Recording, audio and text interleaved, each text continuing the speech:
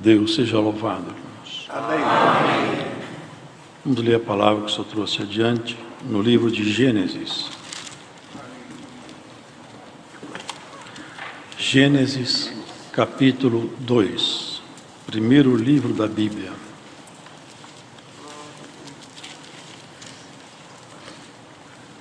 A partir do versículo 4. A formação do Jardim do Éden.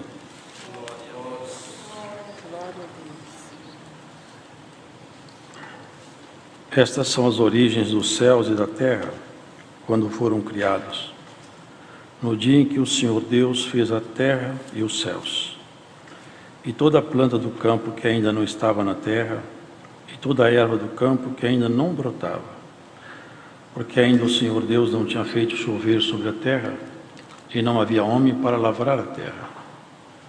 Um vapor, porém, subia da terra e regava toda a face da terra. E formou o Senhor Deus o homem do pó da terra, e soprou em seus narizes o fôlego da vida. E o homem foi feito alma vivente. E plantou o Senhor Deus um jardim no Éden, da banda do Oriente, e pôs ali o homem que tinha formado. E o Senhor Deus fez brotar da terra toda a árvore agradável à vista, e boa para a comida, e a árvore da vida no meio do jardim, e a árvore da ciência do bem e do mal. E saía do rio do Éden para regar o jardim, e dali se dividia e se tornava em 4 braços. O nome do primeiro é Pissom. Este é o que rodeia toda a terra de Avilá, onde há ouro. E o ouro desta terra é bom. Ali há o bidélio e a pedra sardônica. E o nome do segundo rio é Gion. Este é o que rodeia toda a terra de Cussi. E o nome do terceiro rio é Tigre. Este é o que vai para a banda do oriente da Síria. E o quarto rio é o Eufrates. E tomou o Senhor Deus o homem e o pôs no jardim do Éden, para o lavrar e o guardar. E ordenou o Senhor Deus ao homem, dizendo: de toda a árvore do jardim comerás livremente, mas da árvore da ciência do bem e do mal, dela não comerás, porque no dia em que dela comeres, certamente morrerás. E disse o Senhor Deus: não é bom que o homem esteja só. Far-lhe-ei uma adjutora que esteja como diante dele. E havendo, pois, o Senhor Deus formado da terra todo animal do campo e toda a ave dos céus, os trouxe a Adão para este ver como lhes chamaria. E tudo que Adão chamou a toda a alma vivente, isso foi o seu nome. E Adão pôs os nomes a todo o gado e as aves do céu e a todo animal do campo. Mas para o homem não se achava adjutora que estivesse como diante dele. Então o Senhor Deus fez cair um sono pesado sobre Adão, e este adormeceu, e tomou uma das suas costelas e cerrou a carne em seu lugar.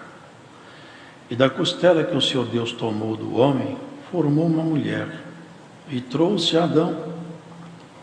E disse a Adão: esta é agora osso dos meus ossos e carne da minha carne. Esta será chamada varoa, porquanto do varão foi tomada. Portanto, deixará o varão o seu pai e a sua mãe, e apegar-se à sua mulher, e serão ambos uma carne.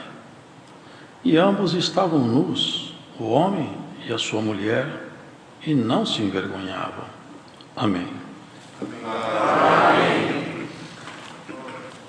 Nós vemos aqui o relato, irmãos, de uma criação que não é natural, uma criação sobrenatural. Os irmãos vejam que Deus criou o cosmos. São bilhões de galáxias, cada galáxia com bilhões de estrelas e planetas. E aqui fala assim: e Deus criou os luminares do céu.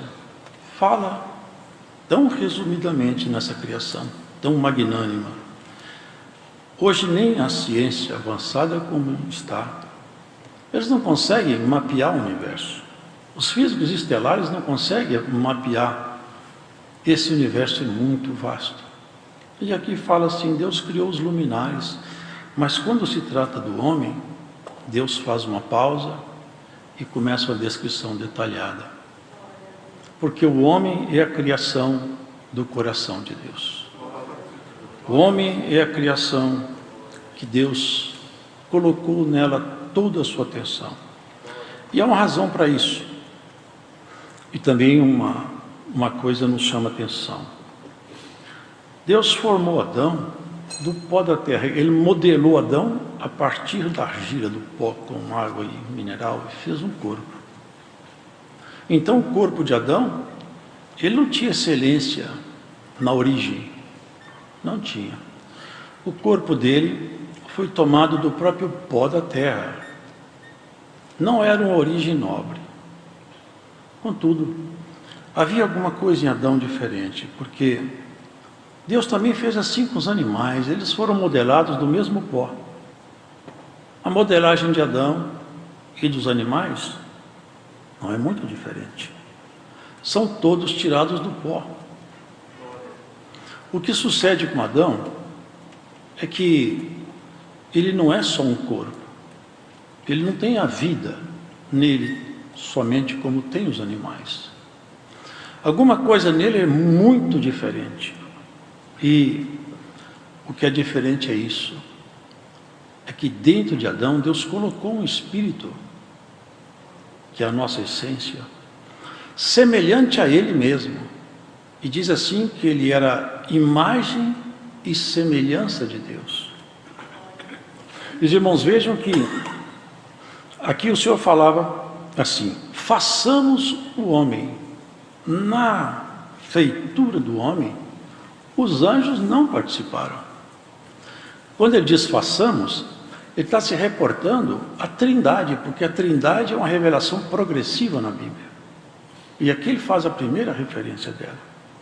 Então Adão, ele tinha sua natureza humana, transformada naturalmente, porque é o pó levantado pelo assopro de Deus.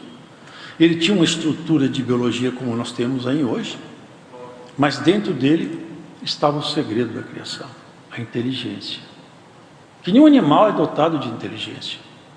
O animal tem sentimentos, mas o plano de sentimentos do animal, ele tem um limite, ele para.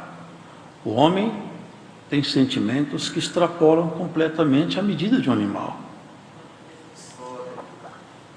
Nós somos capazes de sentir um arrependimento porque a nossa consciência foi ferida. Nós temos uma compreensão da morte. Nós entendemos um pouco sobre a eternidade. Nós sabemos e entendemos pela fé que existe um Deus todo-poderoso. Os animais não podem entrar nessa esfera de conhecimento. Então o homem, ele é um patamar completamente distinto. E o homem não foi, nunca, jamais foi resultado de evolução nenhuma. O homem foi criado como homem desde o princípio. Ele foi criado assim, a imagem e semelhança de Deus. A imagem e semelhança de Deus, ela não pode ser desfeita num assopro. Portanto, aqui nessa criação, tudo ia bem. Tudo ia muito bem. Agora, Deus, Ele tem projetos que a nossa razão não pode imaginar. Irmãos, Deus traça caminhos que o homem não tem competência de avaliar, nem os anjos têm. O Senhor fala que acha loucura até nos anjos. Por quê? Porque Ele é infinito. É o único ser que esse adjetivo cabe nele. Ele é infinito. Ele não tem restrições.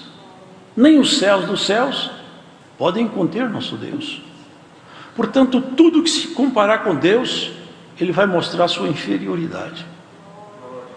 Mas seria perfeito se obedecesse o propósito da criação. Qual que era o propósito de Adão? Ser feliz num lugar onde a felicidade estava ambientada, porque era o Éden, um lugar de paz.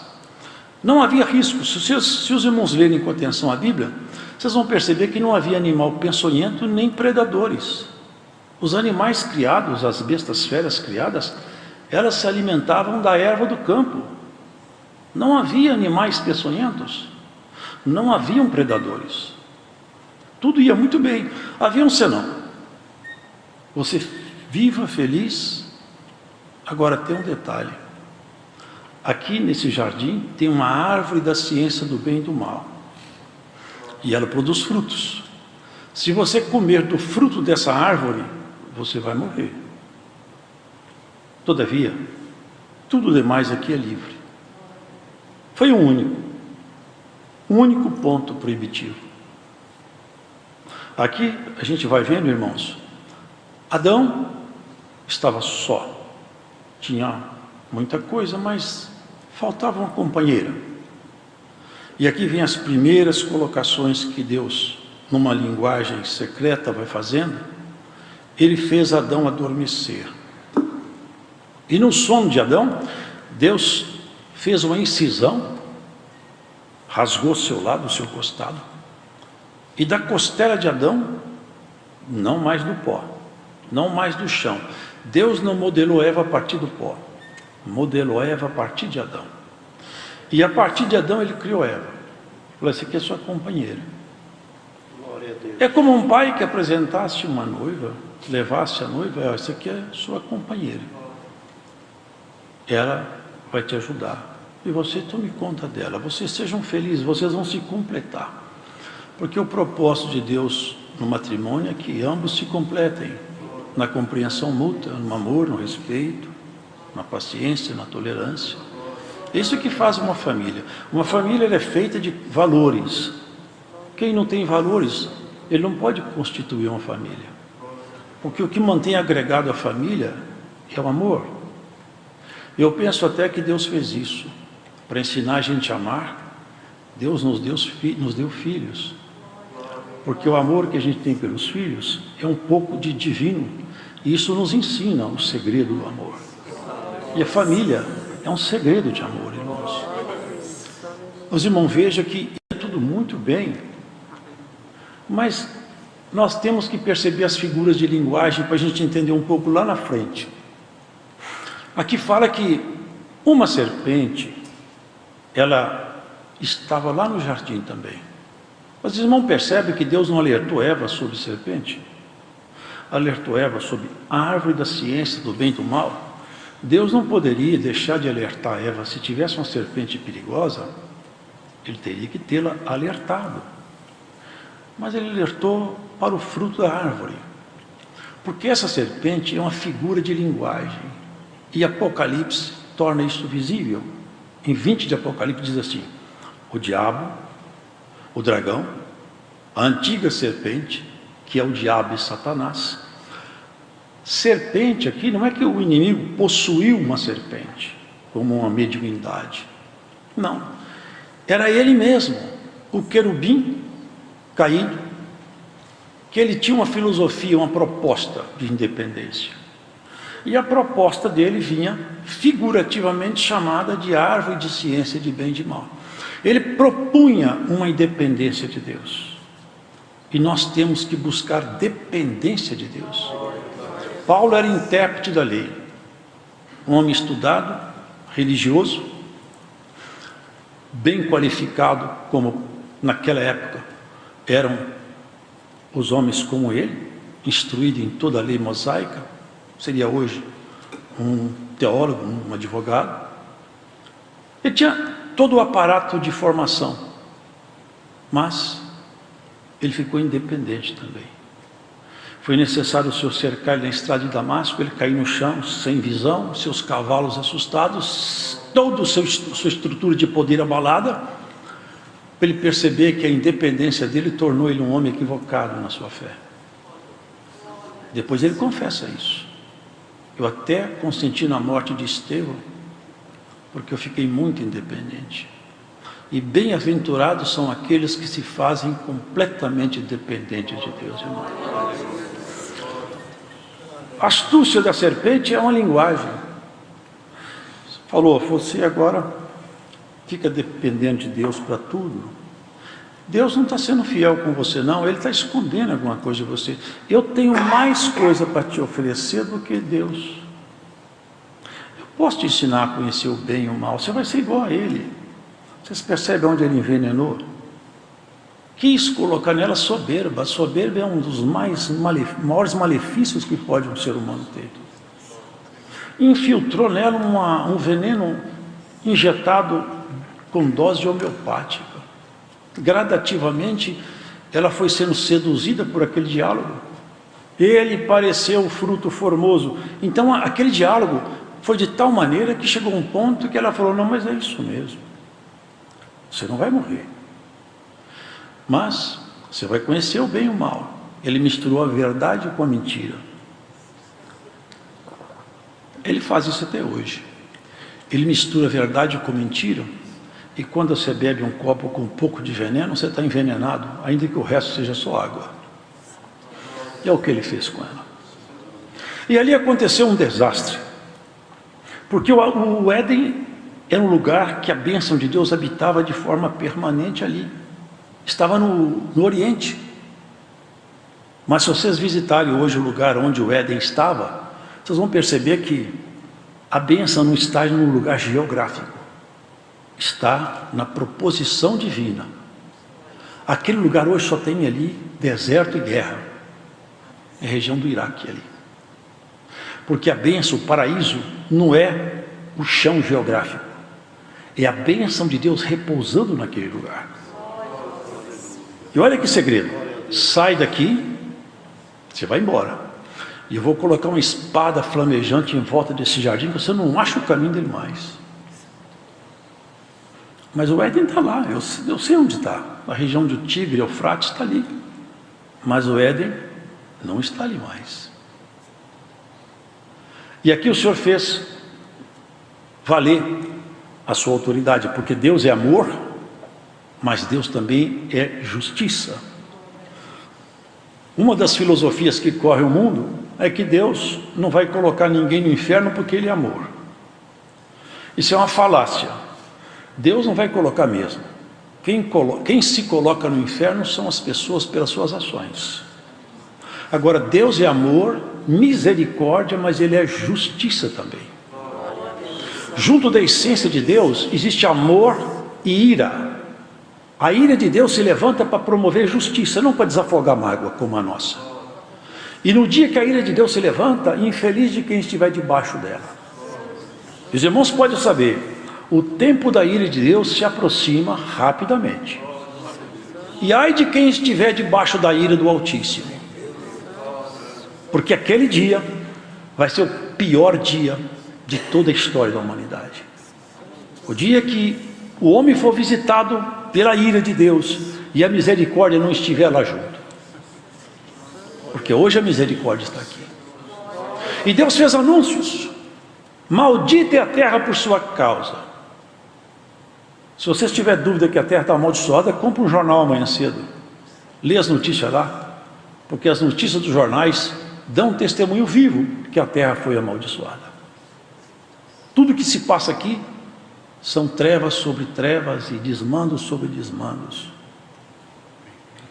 Mas como a misericórdia de Deus ainda não se apartou, as sentenças foram distribuídas, irmão, já sabe, para nós chegar no outro ponto. Você vai rastejar sobre o seu ventre, falou para a serpente. Você vai comer do pó. Todos vocês sabem, serpente não come pó.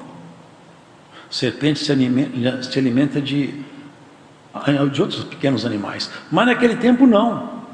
Naquele tempo não tinha serpente se alimentando de animais, porque todos os animais alimentavam-se de erva do campo. Pode ler aqui. Essa linguagem é completamente figurativa. Por que serpente? Porque as duas presas da serpente inoculam veneno. E Eva e Adão foram envenenados num plano horizontal e num plano vertical. Num plano horizontal, porque o envenenamento do pecado trouxe um problema tal que hoje o homem não sabe viver com o homem. É uma briga, é ciúme, é inveja, é assalto, é roubo, é droga, é prostituição, é traição. Por quê? O homem foi envenenado no plano horizontal, na relação do homem com o homem, o veneno corre livremente desde que Adão caiu. E envenenou o homem no plano vertical, porque ele ainda começou a desafiar Deus. Caim falou, eu sou porventura guardião de meu irmão. E matou Abel. o veneno correu. Por isso que Romanos fala, o pecado entrou em Adão, mas ele passou para nós, é por isso que nós morremos. E foram tantos pecados. E ali o Senhor falou para a serpente, você vai comer do pó. O pó levantado é o homem. Todos os espíritos caídos só se alimentam do pecado. Eles não têm prazer em nada que seja santo ou limpo. Eles só podem se alimentar de pecado. Todo pecado, toda prática pecaminosa é alimento de espíritos caídos. Eles vivem rastejando sobre o pó levantado que é o homem. Vocês podem ver que os homens fazem coisas bárbaras, que a gente olhando fala, como que um ser humano faz isso? Eles estão possuídos de um sentimento horrível. Claro que são esses que não se deixaram ouvir ou admoestar pela palavra de Deus. E seguindo, ele falou para Eva, sentenciou a Eva, falou, Adão, você não tinha que trabalhar, aqui era tudo paz, agora você vai ganhar seu pão com o suor do seu próprio rosto. E tem uma coisa, a terra vai ser hostil para você, aqui vai crescer mais erva daninha do que fruta, hein? E a coisa ficou assim.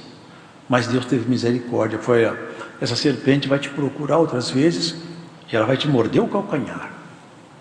Mas olha, a mulher vai pisar na cabeça dessa serpente e vai acabar com ela. Você sabe por que ele falou, a serpente vai morder seu calcanhar? Porque o calcanhar é a base de apoio do corpo, é o ponto de contato com o chão. Ou seja, o inimigo vai comer do pó, ele vai te procurar aonde você apoia no chão, na terra. O homem, quando ele se apoia aqui embaixo, ele é facilmente ferido pela serpente. Arrogância, vaidade, ciúme, inveja, mentira, maledicência. São os apoios que o homem tem com o solo. Por isso que a terra está multiplicada de iniquidade. Chegou um caso tão grave que Deus, olhando do céu, falou assim, eu não suporto mais isso aqui, eu me cansei. E se eu procurar na terra, se eu procurar um homem, pelo menos um, que tem um coração mais voltado para mim. E ele achou Noé. Noé, eu vou destruir todo mundo, faço uma aliança com você, constrói uma arca para você e sua família, porque minha ira se levantou, já ela desce. Os irmãos já sabem, Deus matou a humanidade sem misericórdia. Aquele dia a misericórdia cessou por um tempo, ela só morava na casa de Noé. Por quê? Porque o ponto de contato do homem era só com o chão. Por isso que Jesus falou assim, eu não sou daqui, eu não sou daqui, e vocês também não são, porque eu já tirei o veneno da serpente de vocês, já curei vocês, já dei o antídoto. Mas havia uma promessa, essa mulher vai pisar a cabeça da serpente. E o tempo passou, só que o inimigo sabia, vai se levantar de entre os homens alguém que vai me derrotar. E todas as vezes que ele viu um movimento novo, ele fazia o que ele faz sempre, mata, rouba e destrói. Vocês lembram o tempo de Moisés? Moisés ia nascer, ele começou a matar os meninos dos hebreus, mata todas as crianças, porque ele farejava que a mão de Deus chegava para fazer uma libertação. Com Jesus foi a mesma coisa, nosso Senhor, mata todas as crianças. Cumpriu-se a profecia, em Ramá ouviu-se um pranto e um choro, era Raquel chorando pelos seus filhos, tentou matar. Mas uma coisa é certa, tudo que Deus determina, não há quem possa revogar. E se Deus determinou alguma coisa na vida sua, ninguém pode revogar. Passa o tempo que passar, Deus vai executar o que Ele projetou com você. Pode guardar isso, irmão, porque quem promete para nós não é um homem, é o Altíssimo. Ele tem autoridade sobre o que ele fala. Um dia, numa tarde, uma moça simples, pobre, na porta da sua casa, na soleira da porta, apresentou-se um varão e falou, salve agraciada, o Senhor é contigo. E ela pensava, que homem será esse aí? Sabe, eu tenho um anúncio para te fazer, anúncio não é daqui de baixo. Vai acontecer com você uma coisa diferente. Você vai ficar grávida e você vai gerar um varão que vai reger as nações todas com vara de ferro, vai ser uma pedra de apoio para a igreja, mas vai ser uma rocha de tropeço para muita gente. Ela ficou ouvindo, mas... porque ela era desposada com José. No judaísmo antigo, que era desposada, é porque não coabitava, não morava com a pessoa. Assim, eu não posso ter filho, porque eu de verdade eu não moro com José ainda. Não, descerá sobre ti o Espírito Santo, e o Altíssimo fará sombra sobre ti. Jesus também teve uma geração sobrenatural num aspecto. Adão não teve infância, não teve pai, não teve mãe. Eva não teve pai, nem mãe, nem infância. Vocês já perceberam isso? Agora cá, com o Senhor Jesus, uma geração que não tinha semente humana. Ele se fez criança. Mas era o próprio Verbo, era o Deus Filho, que veio morar naquele corpo. Era o Senhor. Quando ele nasceu, ali houve um júbilo por aqueles pastores que estavam no campo, porque o Senhor disse: paz na terra e boa vontade para com os homens. O Salvador nasceu numa manjedoura, no meio dos animaizinhos. E ali, irmãos, começa aquela profecia lá atrás, toma forma. A mulher vai pisar na tua cabeça e vai tirar o veneno da sua presa. Jesus, nosso Senhor. Vocês percebem uma coisa, irmãos? Adão, ele teve que dormir para que Eva fosse gerada nele. Mas um homem gerou uma mulher. Não é o caminho biológico.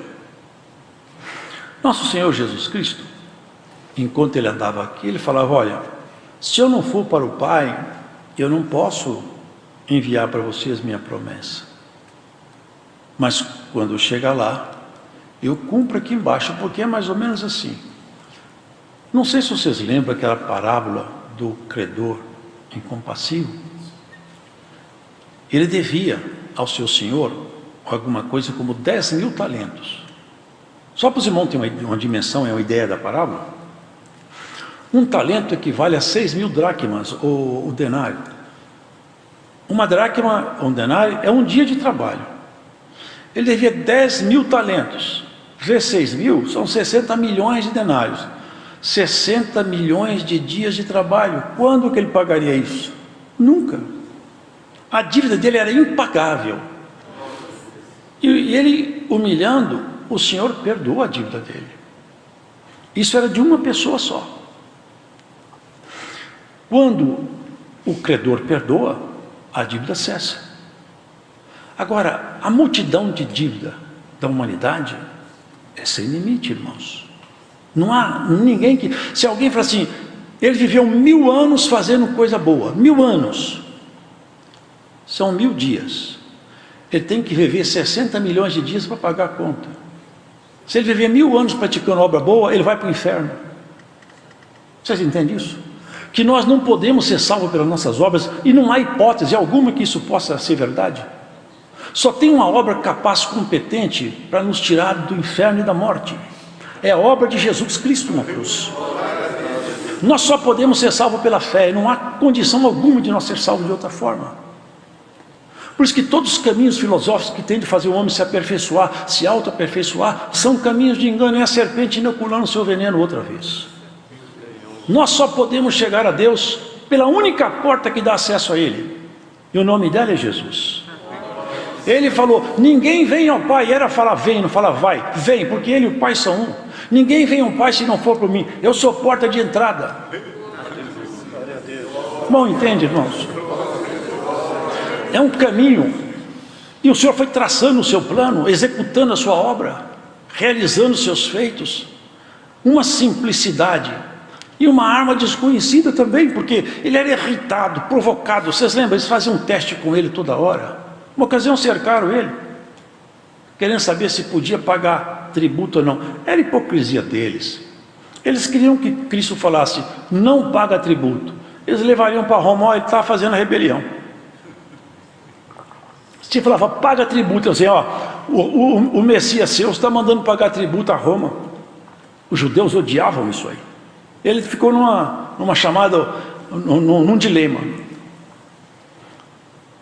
E ainda foram bastante hipócritas. Nós sabemos que o Senhor não mede nada pela metade, não se deixa levar por medo de ninguém, é um homem muito justo.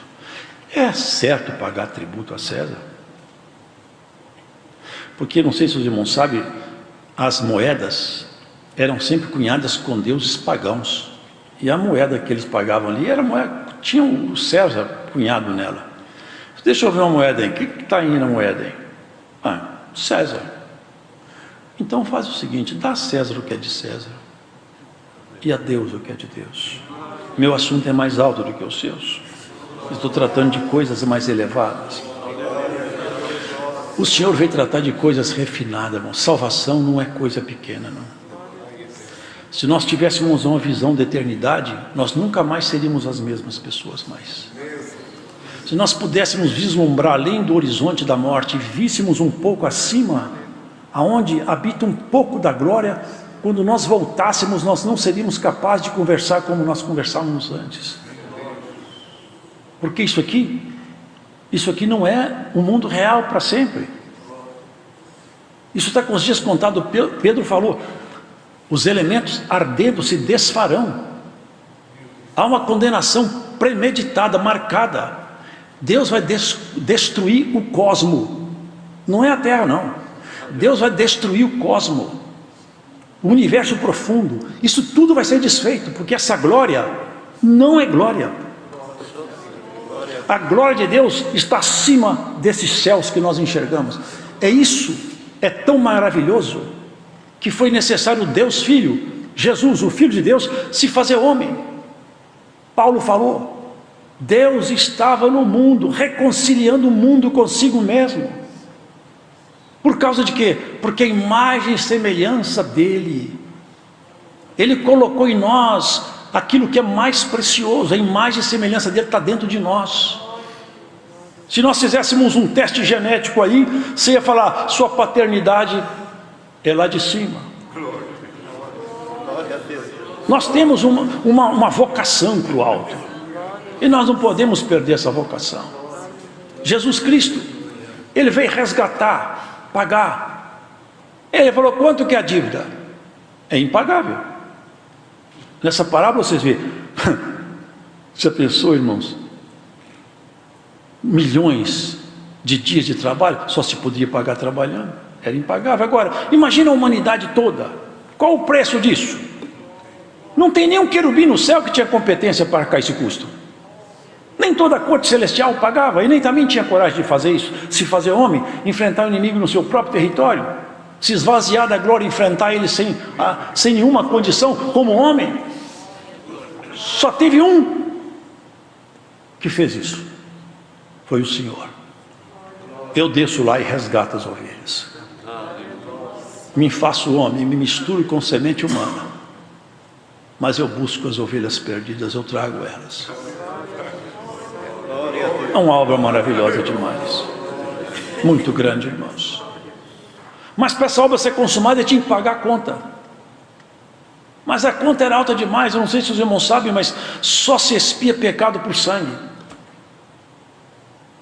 Vocês lembram que havia a expiação por sangue? Para expiar um pecado é preciso que o sangue seja derramado. O sangue é vida.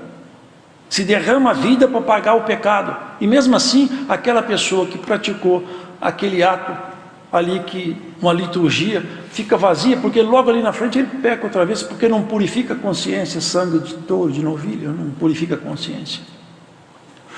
Cristo, ele veio como cordeiro. Cordeiro. Só, o meu sangue, eu vou derramar ele por todos que acreditarem em mim. Mas Deus não morre. Deus não pode morrer. Deus não dorme, Deus não pode dormir. Mas Deus estava em Jesus. Jesus era filho de homem. Deus não. Deus sempre existiu. Mas Jesus não. O homem Jesus nasceu de Maria. Mas como Deus morava dentro do corpo de um homem, aquele sangue tinha o preço da eternidade. Porque ele nunca conheceu o pecado. Ele se fazendo homem, ele se deixou, colocou-se diante de todos os poderes caídos, nunca conseguiram tirar dele uma palavra bruta, um desequilíbrio espiritual ou psicológico. Até teve um certo homem estudioso que se converteu estudando o caráter de Jesus, porque ele procurava nele essa janela matadora, janela killer, que as pessoas têm quando fica no estresse limite, ele fala o que não pode e perde a compostura. Jesus sempre brando, calmo, ele não perdia, não revidava. A arma dele era desconhecida, uma arma chamada amor, compaixão e misericórdia. Por isso o sangue dele tinha um preço da eternidade. Por isso que o sangue dele tem capacidade de nos lavar. É tanto que quando ele estava na cruz, vocês podem prestar atenção, ali na cruz, em sacrifício, quando ele morreu ali, o véu do templo rasgou-se de alto a baixo, porque aquele véu simbolizava o seguinte: o homem não pode chegar até mim. Deus falava, o homem não pode chegar até mim, o pecado é uma barreira que eu não aceito que o homem se aproxime de mim. Essa conta tem que ser paga. Jesus falou, essa conta é minha, eu vou pagar. Eu vou pagar a conta. Não que o pecado entrou nele, porque jamais entrou. O pecado lhe foi imputado na cruz. Ele foi soterrado pelo pecado seu e meu, nosso. Ele sofreu na cruz o preço do pecado humano, mas ele não recebeu o pecado como parte dele. Imaculado, santo e puro. Agora, olha os irmãos, ele morreu, porque também os soldados saíram procurando aqueles crucificados para quebrar-lhes as pernas, porque o sábado já era o dia importante para o judeu. Eles tinham que matar aqueles homens para que eles não sobrevivessem até o sábado. E quebrou a perna de um e de outro, mas foi quebrar a perna de Jesus Cristo, ele já tinha morrido, porque está escrito assim: nenhum de seus ossos será quebrado. E ele morreu. Um soldado rasgou o lado dele com uma lança e jorrou sangue e água.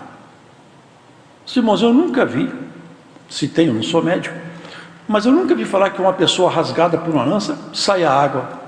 Eu vejo falar que sai sangue, porque exatamente são os elementos que saem de uma mulher no parto. A bolsa de água rompe, então sai água e o sangue do parto. Aquele dia na cruz aconteceu uma coisa maravilhosa. É que aquele Adão lá atrás, quando ele dormiu, Deus fez uma Eva nascer da ferida do seu costado. Esse Adão de cá, ele morreu, e no sono da morte Deus fez nascer uma outra Eva, a igreja. Aquele dia ele gerou um povo. Nós somos gerados na morte dele. Por isso que nós batizamos na morte de Jesus. A simbologia do batismo é isso. Quando eu creio em Jesus Cristo, meus pecados são perdoados, eu vou até as águas, sepulto perante a igreja aqueles pecados e o velho homem. É uma simbologia. Eu falo assim: como Jesus me perdoou e ele morreu por mim, eu morro por ele aqui nessa simbologia do batismo. E quando eu saio das águas, eu sou uma nova criatura. O Senhor Jesus Cristo fez ali aparecer essa Eva nova, fez aparecer uma igreja para ser trabalhada, para ser aperfeiçoada, e o veneno dessa serpente não tem mais poder em nós, porque se nós ficarmos dentro da palavra, nós somos imunizados contra esse veneno dessa serpente. Já temos em nós um soro, já temos uma vacina contra esse veneno. é só resistir tudo que ele tentar fazer conosco, ele não nos levará à queda mais. Se Adão saiu do Éden, levado por Eva, aonde está o Éden?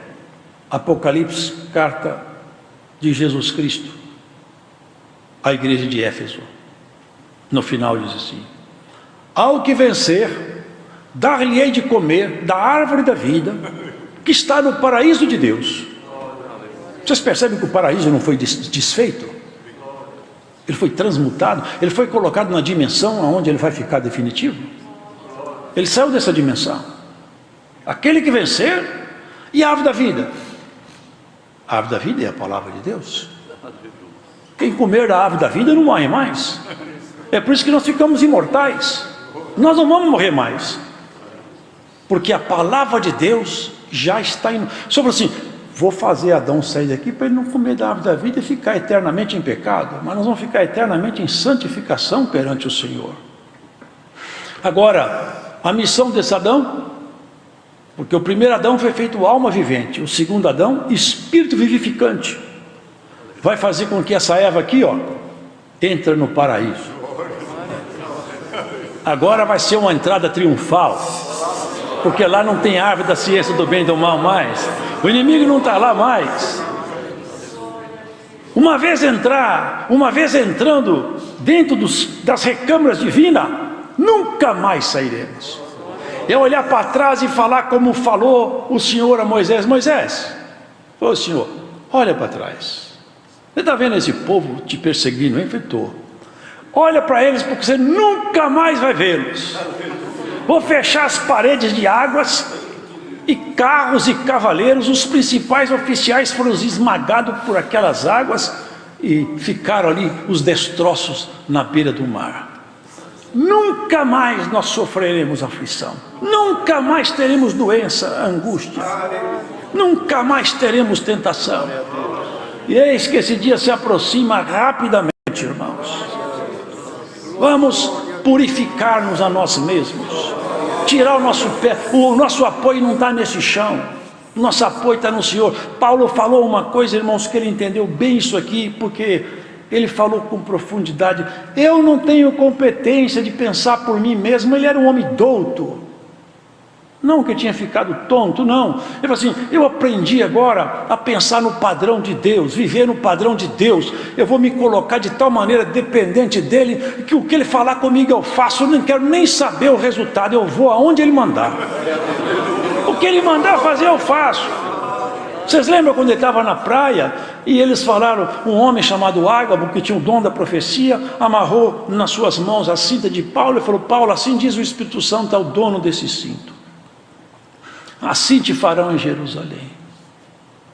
Eles começaram a chorar, falaram: Paulo, não vai lá, porque esse homem, nós conhecemos a idoneidade dele, ele é um homem santo, ele está falando pelo Espírito de Deus. Eu sei, mas eu estou preparado não é para ser preso, eu estou preparado para morrer. Eu já entendi a minha missão. Será que nós entendemos a nossa missão? Glória a Deus. Será que entendemos para que nós estamos aqui? Nós precisamos de ir para casa. O Senhor Jesus falou: aonde está a sua casa? O Senhor falou assim: eu vou para a casa do Pai. E olha, tem lugar lá para você. Tem lugar lá. Vamos morar na casa do Pai. É para lá que nós vamos. Se nós pensarmos com profundidade nisso, não seremos de forma nenhuma enganados com negócios dessa vida. O homem, quando se apoia em si mesmo, quando ele se acha com razão, quando a opinião dele é importante demais, quando a mulher consegue pensar que ela é mais importante do que às vezes uma obediência, que ela pode refutar um conselho, como Eva refutou. Na verdade eu acho que Deus exagerou nessa dose, para que tudo isso? Se eu tinha falado com ela só isso, é tudo que eu te proíbo, é só isso, o resto você está franqueado. Irmãos, é muito pouco, essa vida nossa corre tão ligeiro. Eu olho para o espelho e vejo como o tempo passou tão rápido. É tudo muito depressa, irmãos. Quem foi chamado para a milícia da vida eterna, não se embaraça com o negócio dessa vida. Tem alguém preocupado em levar você para a casa do Pai. Tem alguém te procurando constantemente. Você não percebe que às vezes vem um conselho, uma palavra, até um hino cantado, às vezes é o Senhor batendo no chão. Ei, presta atenção aqui, eu estou falando com você nessa letra. Às vezes você escuta um testemunho, alguém conta, puxa, aquilo ali mexeu comigo, é Deus falando. Ei, presta atenção, sou eu, estou falando com você, presta atenção aqui. Hoje o Senhor fala, presta atenção aqui, eu estou falando com você. Você precisa ir para casa. Aqui não é seu lugar, você não é daqui. Você não percebe que você não é daqui? Aqui as coisas não dão certo muito para você, não. Você nunca se esse mundo e você não dá muito certo, não. Você pode ver, quem é de Deus, ele vive aqui, mas sempre nele alguma coisa não é aqui, não é aqui, falta alguma coisa. O que falta em você, Cristo completará. Deus seja louvado. Amém.